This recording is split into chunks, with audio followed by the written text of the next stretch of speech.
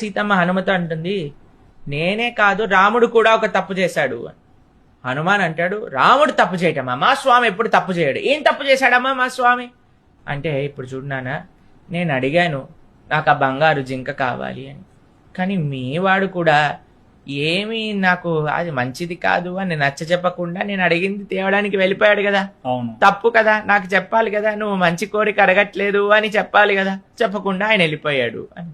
సరే హనుమ అనుకున్నాడు, సరేలే పాపం మా స్వామి నువ్వు అడిగావని తెచ్చాడు, సరే తప్పు అంటున్నావు కదా. తర్వాత సీతమ్మ అంటుంది, నువ్వు కూడా ఒక తప్పు చేశావు.